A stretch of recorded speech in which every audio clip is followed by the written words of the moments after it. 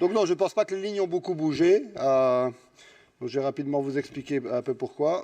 Il y a quand même une assez grande frustration en ayant été membre de la commission de réforme des pensions, d'ailleurs comme l'orateur suivant, Alain Josten, et avec l'ambition de proposer quelque chose de structurellement plus élaboré, si je puis dire, et un peu comme, je dirais, le nouveau empereur japonais, vous savez que sa devise maintenant, c'est l'harmonie ordonnée.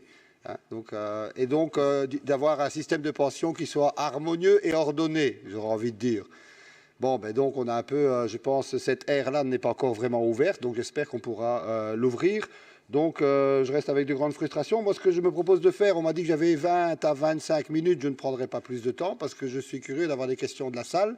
Donc je vais vous faire un petit exposé en 3 points. Le point numéro 1, c'est une brève rétrospective, hein, parce que finalement l'histoire c'est quand même intéressant et très utile de voir d'où on vient, comment les choses ont évolué. Ce n'est pas de la projection, ce sont des réalisations, donc on va voir un peu concrètement ce qui s'est passé. Deuxième partie, ce sera un petit exercice de projection, mais bon, je ne suis pas le seul à faire, le Bureau fédéral du plan en fait aussi, le Aging Working Group en fait. Et donc, il y a eu un exposé ce matin sur énormément de projections, sur les nouvelles formes et organisation du travail. Donc, je me permettrai de faire une petite projection sur l'évolution du financement de la sécurité sociale et en particulier des pensions. Et je terminerai par une discussion quand même retour à l'essentiel, si je puis dire, à la réforme. Hein. Et quelle réforme? Et je vous dévoilerai une proposition un peu inédite, je dirais, pour alimenter la discussion ultérieurement, si vous voulez en savoir plus sur cette proposition. Mais avec un collègue, on a imaginé un système qui pourrait être une forme de compromis à la belge, mais qui pourrait proposer cette espèce d'harmonie ordonnée. Enfin, vous allez voir. Donc, pour le passé, bien c'est assez simple. Nous avons, si je prends une cohorte en particulier, en 2017, je regarde une cohorte qui est partie à la pension en 2017, donc je vais principalement me concentrer sur les aspects pension, mais j'ai appris que l'orateur suivant, Alain, ne manquerait pas de discuter du financement global de la sécurité sociale et d'autres éléments très importants.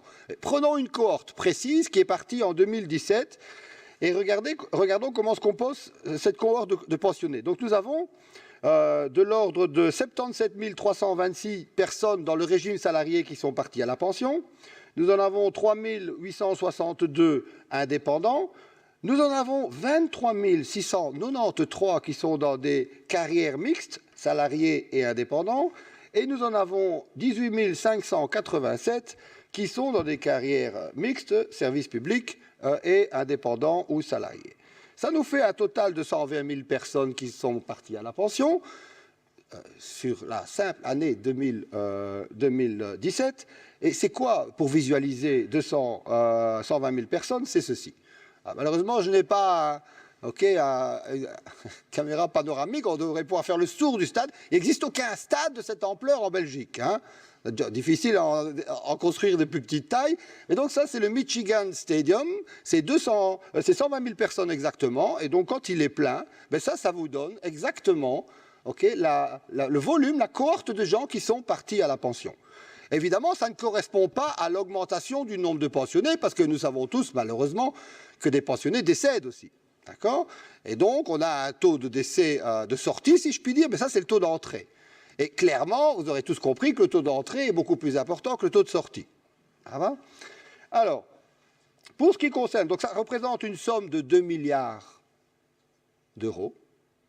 Et comme c'est un système par répartition, ces 2 milliards d'euros n'ont pas été provisionnés ou mis dans un compte de côté. On sait très bien qu'on n'a plus de fonds argentés, on n'a plus toutes ces choses-là. Hein. Donc, il n'y a pas d'argent qui dort, qui attend d'être mobilisé. Et donc, il faut aller chercher ces 2 milliards d'euros supplémentaires. On va évidemment aller chercher une partie sur les retraités qui décèdent, pour lesquels on ne doit plus verser les pensions. Mais comme je vous l'ai dit, il y en a beaucoup moins qui décèdent que le flux sortant est plus faible que le flux entrant. Et, deuxième élément important, la pension moyenne que vous versez pour ceux qui rentrent est nettement plus élevée que la pension moyenne que vous versez pour ceux qui sortent.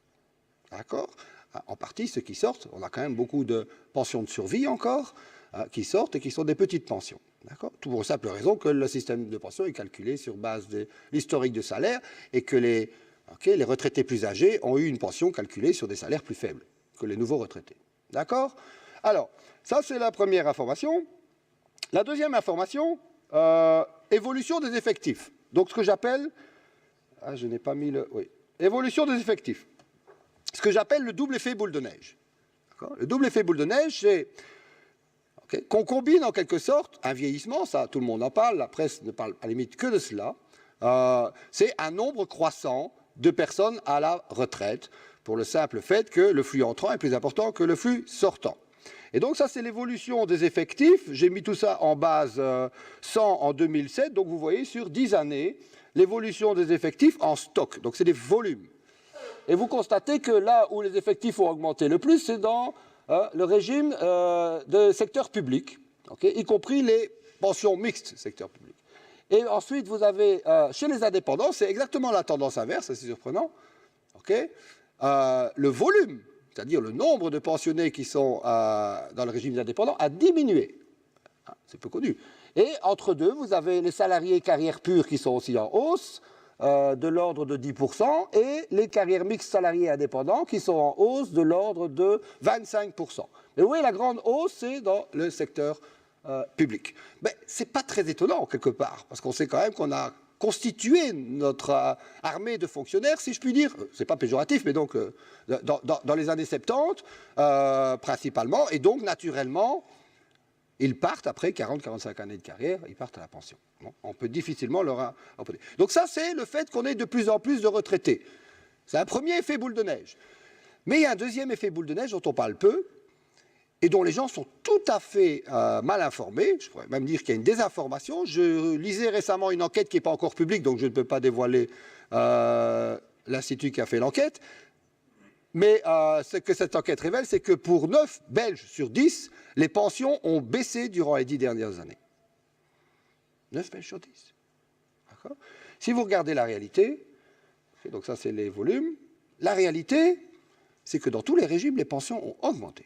La pension moyenne, donc ça c'est l'effet prix cette fois-ci, la pension moyenne a augmenté partout, dans tous les régimes. Et là où elle a augmenté le plus, c'est pour les carrières de salariés purs. Vous avez une augmentation, c'est un terme nominal, évidemment, ici, une augmentation qui approche les 60% en 10 ans. Allez, ça nous fait du 6% annuel presque. Et vous avez la plus faible augmentation, c'est chez les fonctionnaires. Rappelez-vous, les fonctionnaires, c'est là que les effectifs ont augmenté le plus, mais c'est là que la pension moyenne a augmenté le moins. D'accord? Et donc, on a des évolutions contrastées, mais il serait peut-être quand même bon de rappeler aux citoyens que non, la pension moyenne ne diminue pas, et qu'en fait, la pension moyenne augmente. Et ça, c'est une moyenne qui ne saisit pas le fait qu'en particulier, pour les nouveaux pensionnés, c'est ce qui intéresse les citoyens d'aujourd'hui, ceux qui sont prêts de partir à la retraite, leur pension est beaucoup plus élevée que par le passé. Donc, eux, les promesses de pension qui leur sont faites sont plus généreuses que celles de leurs parents. Et c'est ce phénomène de composition qui est en partie explique cette augmentation de la pension moyenne sur les 10 dernières années. Simplement, des nouveaux retraités avec des pensions plus élevées remplacent des anciens retraités qui partent avec des pensions plus faibles. Deuxième explication, la féminisation du marché du travail. De plus en plus de femmes partent à la pension avec des droits de pension calculés sur base de leur carrière individuelle et plus des droits dérivés comme le passé de l'activité professionnelle de leur conjoint. Ça a pour effet d'augmenter la pension moyenne aussi pour les femmes. Donc ces effets-là sont peu discutés, sont des effets très intéressants. C'est des effets de composition aussi très compliqués, mais il va falloir en tenir compte sur les perspectives d'évolution des dépenses. Parce que ces effets-là, on ne voit pas comment une législature, par une décision politique, pourrait changer ces effets de composition. D'accord? Donc, augmentation de 60% pour les régimes purs salariés, de 45% pour les régimes indépendants, de 30% pour les régimes fonctionnaires. Quand on combine l'effet volume, les effectifs en hausse et les pensions en hausse, ça vous fait le double effet boule de neige de dépenses totales de pension qui sont en hausse. Donc sur 10 ans, on est à près de 15 milliards d'euros supplémentaires dépensés sur base annuelle. D'accord ? 15 milliards. 20 milliards, c'est le budget total, si vous voulez, des hôpitaux. Comme ça, vous pouvez voir un peu l'ordre de grandeur. Donc, c'est une dépense supplémentaire sur base annuelle. Et ce qui est intéressant, c'est de faire la décomposition entre volume et prix. 3/4 de cette hausse est liée à l'augmentation de la pension. 1/4 seulement de cette hausse est liée au vieillissement en tant que tel, c'est-à-dire à la hausse du nombre des pensionnés. D'accord? Donc, quelque part, on se trompe un peu en termes de diagnostic quand on parle du coût du vieillissement. On nous rabâche tout le temps la question qu'on a de plus en plus de retraités. Mais là, la seconde question, c'est toute la question de la revalorisation des pensions, une revalorisation qui est mécanique et qui est liée au renouvellement démographique de nos pensionnés.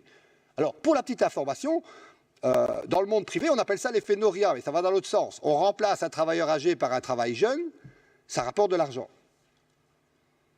Mais pour la sécurité sociale, c'est exactement l'inverse. On remplace une pension de survie par un jeune retraité, ça coûte de l'argent. Donc ça nous donne, si vous voulez, un peu une évolution rapide. Le but, c'est de susciter la discussion, évidemment. Donc je ne vais pas vous donner les détails, aller plus dans les détails des calculs. Le deuxième graphique qui m'intéresse, c'est celui-ci. Donc cette fois-ci, je regarde le financement global de la sécurité sociale. Je ne me concentre pas uniquement sur les pensions. Et je regarde l'évolution, toujours en base 100, mais cette fois-ci, je reviens plus loin en arrière. C'est-à-dire que je remonte jusqu'à 1985, je mets en base 100, et je regarde l'évolution de la masse totale des pensions versées, y compris GRAPA, tout régime confondu. Ça va? Et je regarde l'évolution de la masse totale des contributions, employeurs, employés. Ça va? Et qu'est-ce que je constate? Je constate que jusqu'à 2003, l'évolution est tout à fait parallèle. Donc les masses ne sont pas les mêmes, on est bien d'accord. Les dépenses de pension, heureusement, sont moins importantes que la totalité des contributions. Je regarde la dynamique. Elles évoluent au même rythme. Les cotisations, les recettes de cotisation évoluent au même rythme que les dépenses de pension. Mais depuis 2003, un peu avant le pacte des générations, depuis 2003, il y a un décrochage.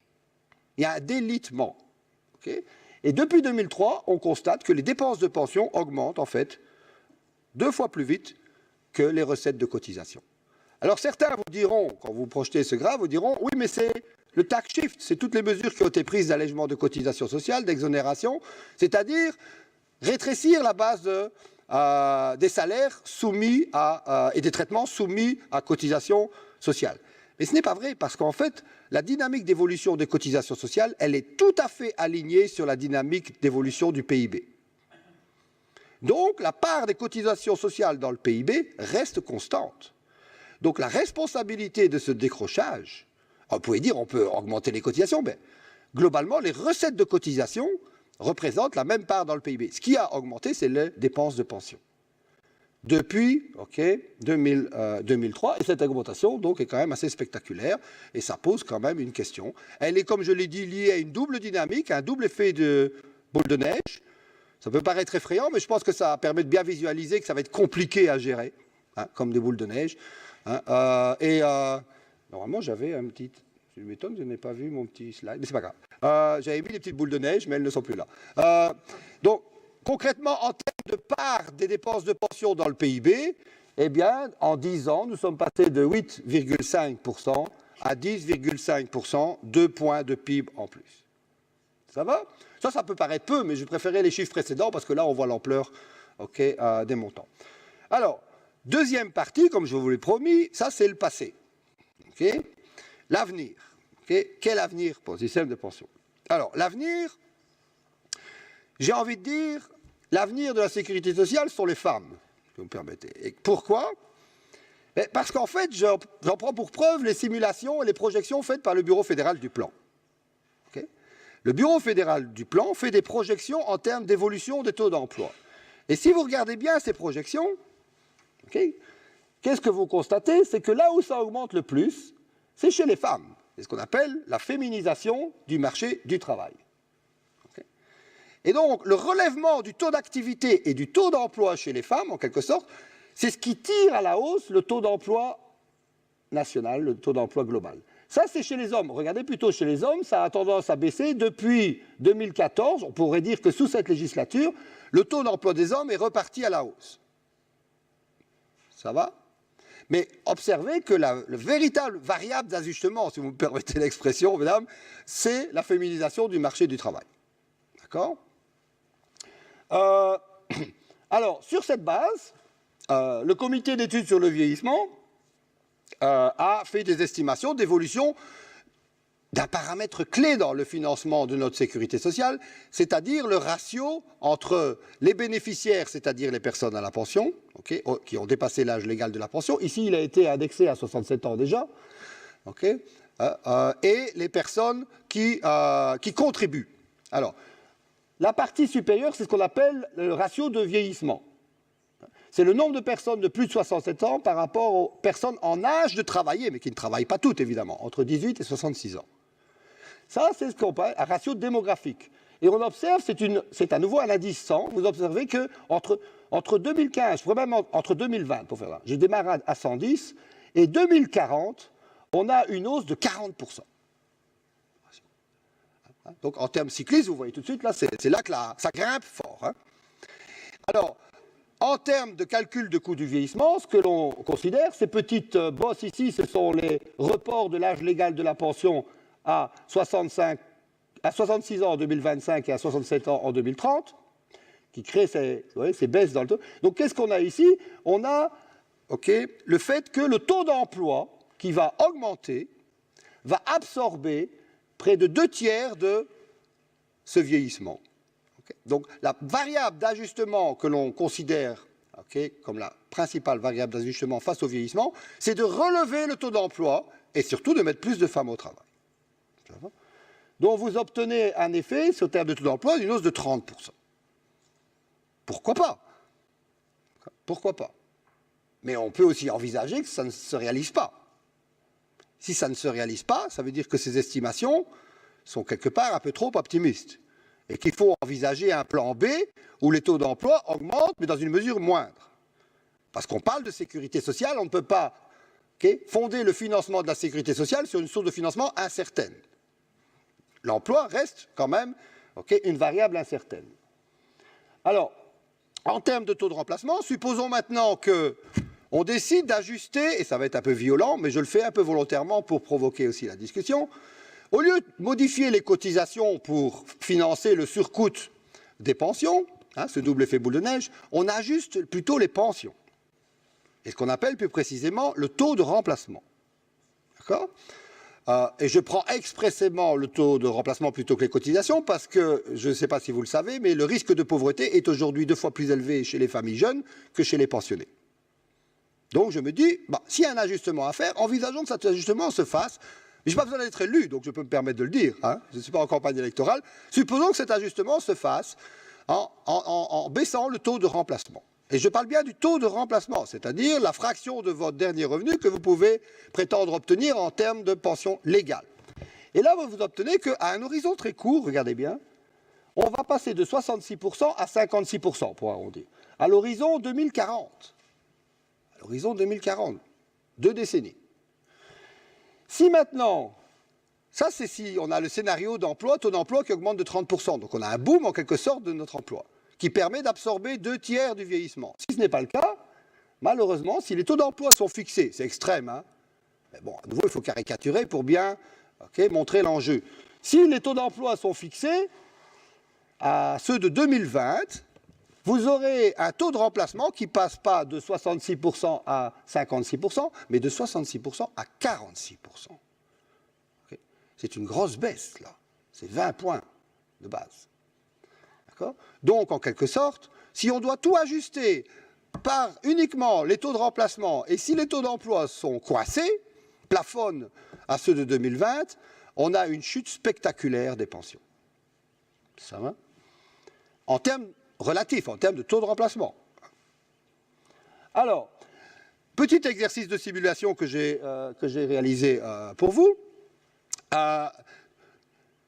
Supposons qu'au lieu d'ajuster le taux de remplacement, on ajuste les cotisations. Faisons cet exercice ensemble. Le taux de remplacement, je vous l'ai dit, dans le scénario de référence du Bureau fédéral du plan, donc croissance importante de l'emploi, féminisation du marché du travail qui se poursuit, Je ne parle pas des migrations aussi, des migrations nettes qui sont utilisées pour augmenter la population active.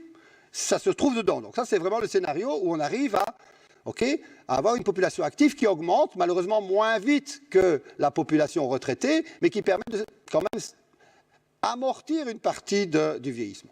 Donc qu'est-ce que vous obtenez? Pour être très simple, taux de remplacement devrait baisser de 20% si on fait un ajustement exclusivement par les pensions, mais si on fait un ajustement exclusivement par les cotisations, il faudrait les augmenter de 25%. Ça va? Vous voyez les ordres de grandeur. Ce que dans la commission de réforme des pensions, donc avec le co-auteur suivant, l'orateur suivant, Alain Justin, nous avions proposé, ça va d'un mécanisme de partage de charges. Selon une règle où quelque part on étale, on répartit ce coût du vieillissement d'une certaine manière, à la fois sur les actifs en augmentant les cotisations, mais aussi sur les retraités en réduisant les taux de remplacement. Et vous voyez que là, on arrive à amortir, à avoir quelque chose qui reste de l'ordre du possible, puisque vous regardez que les taux de remplacement ne devraient baisser en quelque sorte de moins de 10%, et les taux de cotisation pourraient augmenter de 15 à 17%. Ça reste de l'ordre du faisable. Mais ça, c'est dans le scénario de référence. Je vous rappelle, c'est un scénario où il y a une forte croissance de l'emploi. Alors, vous pouvez me dire, bon, qu'est-ce qui se passe, monsieur, si l'emploi reste coincé au niveau de 2020?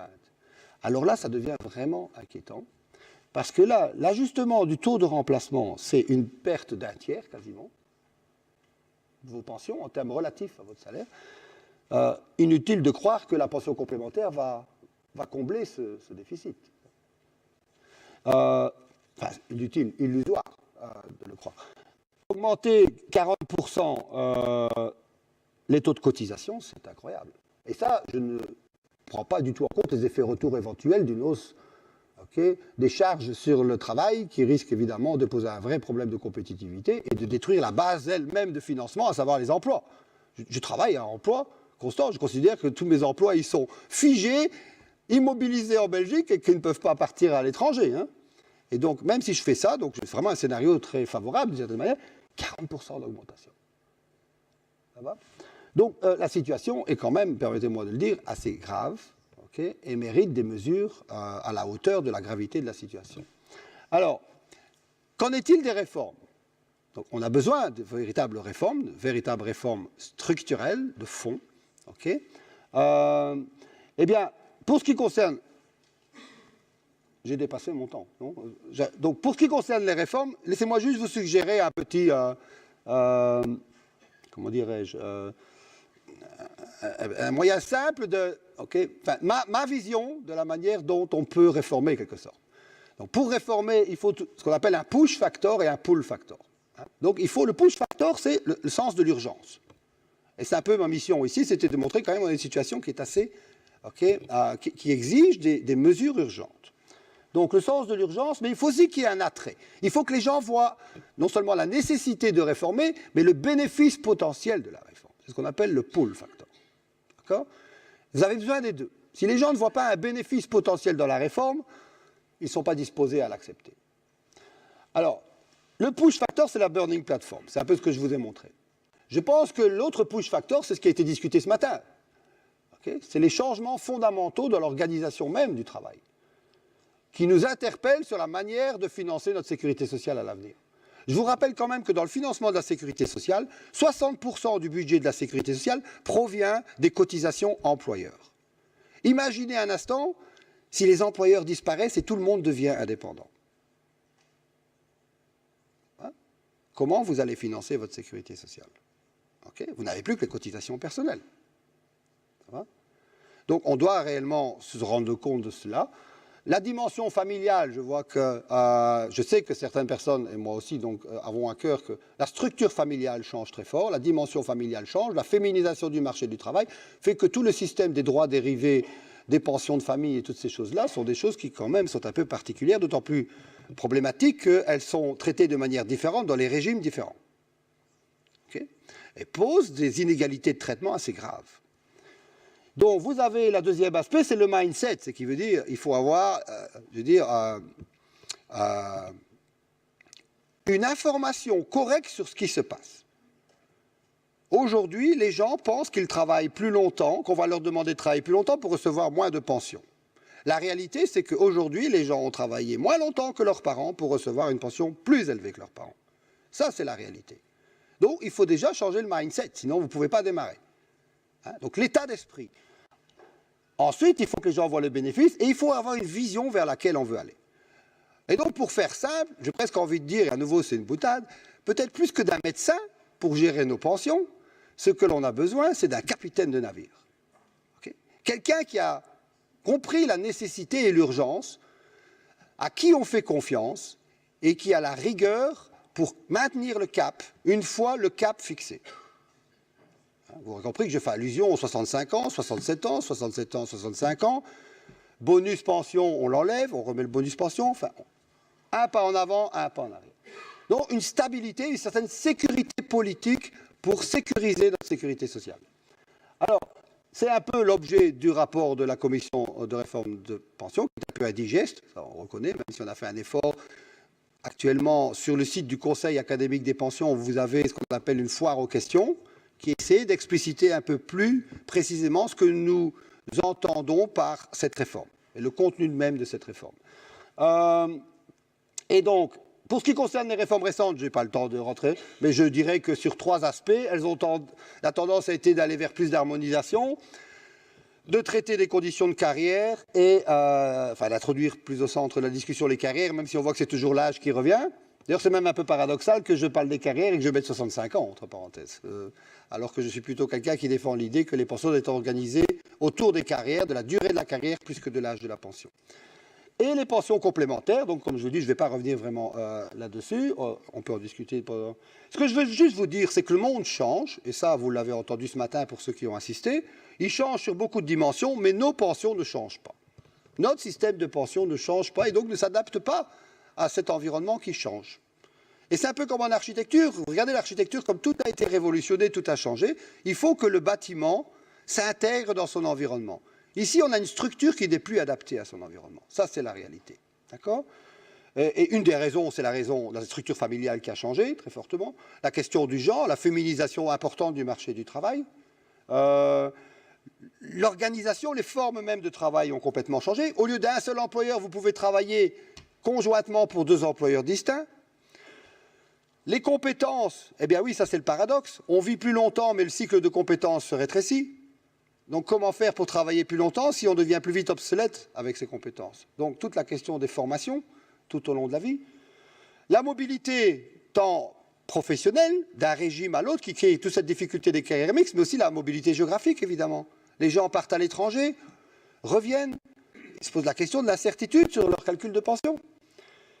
La question de la fécondité, qui reste une variable très importante, et la question de la longévité. On n'en sait pas trop si on va continuer à gagner en termes de longévité au même rythme. Mais surtout, ce qui est intéressant ici en termes de longévité, c'est l'inégalité dans la longévité. Tout le monde ne reçoit pas ce bonus longévité.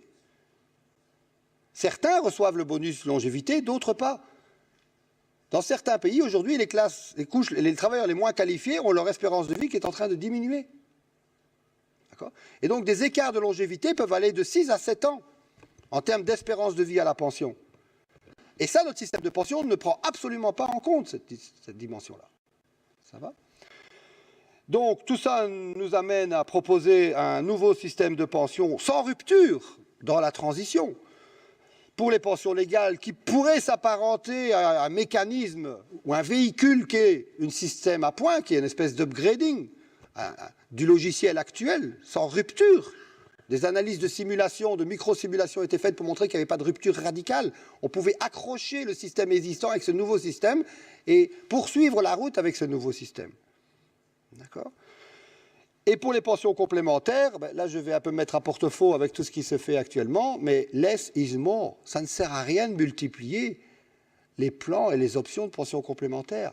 Ayons une formule simple, presque uniforme. Pourquoi ? Parce que pour les gens, simplicité égale efficacité.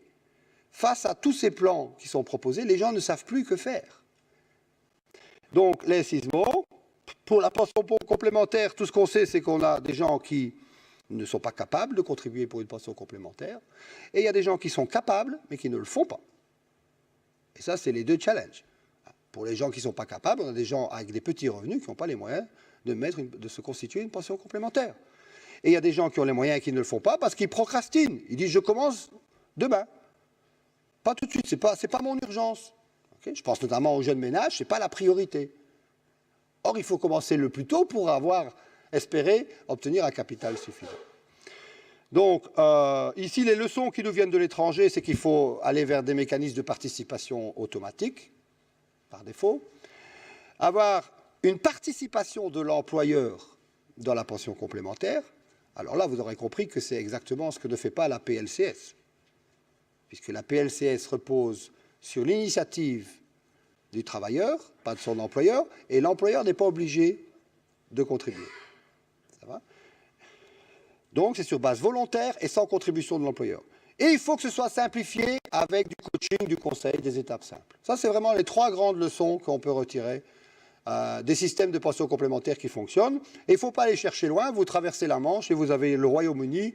Ils ont créé ce système de pension complémentaire avec participation automatique qui s'appelle, avec ce joli nom, NEST, pour The National Employment Saving Trust, et qui est un système basé sur une participation automatique avec les formules simples de contribution et de placement, et des garanties en capital notamment. Pour la pension à points, bien, je serai très court. Vous aurez compris que je continue à défendre la pension à points parce que je pense qu'elle répond finalement à l'évolution du marché du travail. L'évolution du marché du travail, c'est que les gens vont alterner d'une profession à l'autre.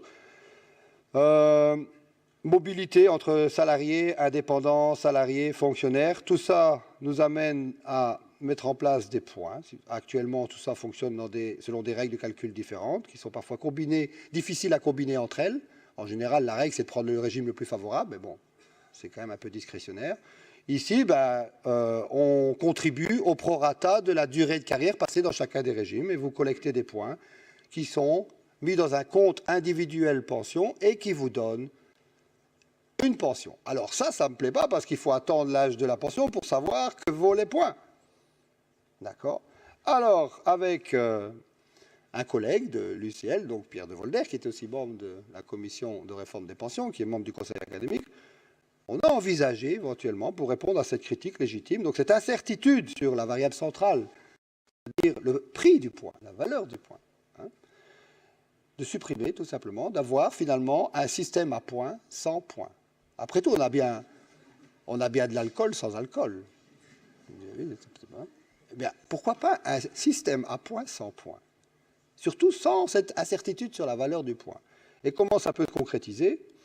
Par un compte individuel pension, qui fonctionnerait vraiment avec la même mécanique. Comme je vous l'ai dit, vous dans le régime fonctionnaire, dans votre compte pension, vous avez le tiroir fonctionnaire, vous avez votre tiroir indépendant et vous avez votre tiroir salarié.